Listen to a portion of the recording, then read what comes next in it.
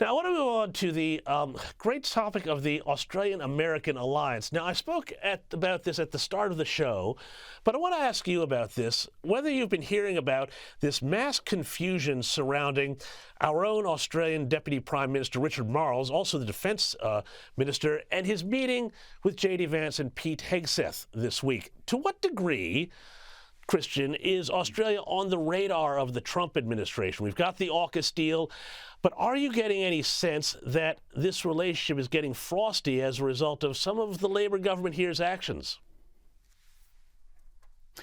Yeah, a little bit. I think it is because, Australia's greatest asset isn't the percentage of GDP it spends on defense, but it's an image of, frankly, being a happy warrior. Whether that image is correct or not, that's the one Americans tend to have. Someone once commented on one of my videos that you have to remember Australia has fought with the States in every war since World War II, including the dumb ones, which is something that Britain can't say. I don't know if that's always great. But if that image is cultivated, I think that's good, not just in the Defense Department, but across the U.S. government culture. If, on the other hand, Australians, because of their political leaders, start to look like Karens from the UK just in the Southern Hemisphere, then I think that changes. If Australian culture has looked like a bunch of scolds because of a left-wing government.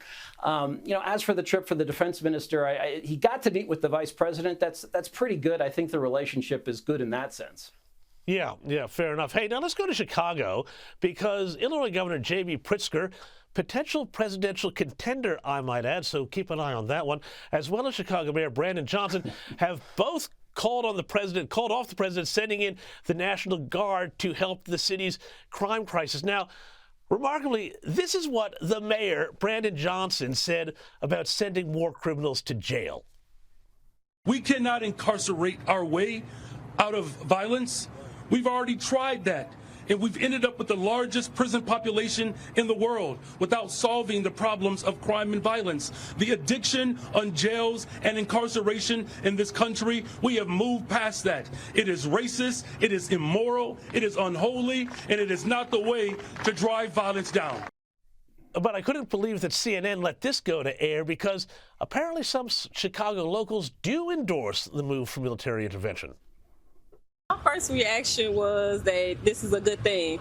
I think that the governor as well as the mayor should be on board with it just so we can get a bit more of security in Chicago the way that we need. The crime has dropped since 2024. Do you feel like the city feels safer? No, not at all.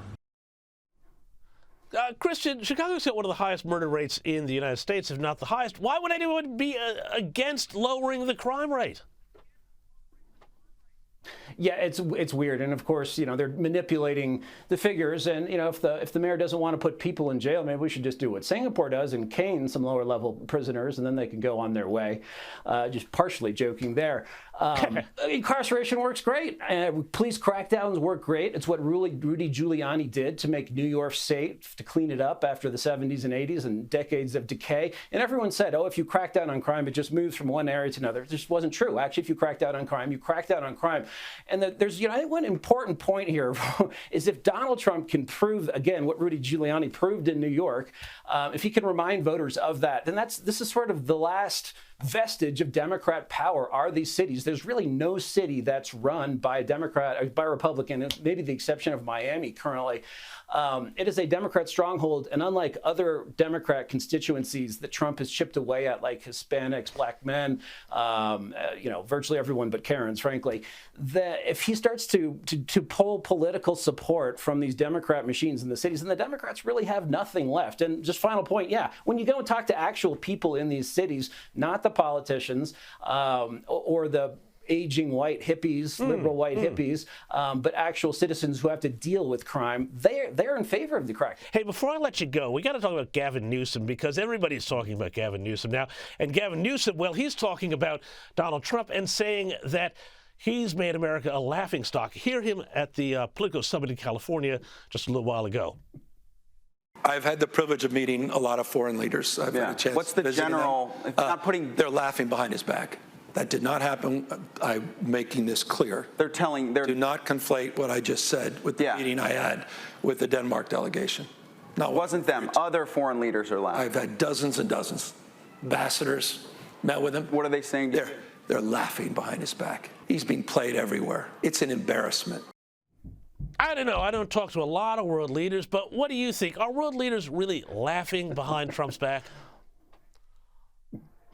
I don't know. Maybe some are. I kind of doubt it. That's exactly what they said about Ronald Reagan. Oh, they think this is just a dumb actor who reads lines that his staff give him behind their back. And, then he and Thatcher and others helped end and win the Cold War and restored the United States, restored the West. And with Trump, maybe some of the Europeans still chuckle behind his back. But guess what? Europe is the laughingstock now. They've proved that they can't, that NATO essentially is nothing without the United States. They're all in political crisis. Vladimir Putin, Donald Trump, they're going to outlast all of the political leaders in Europe.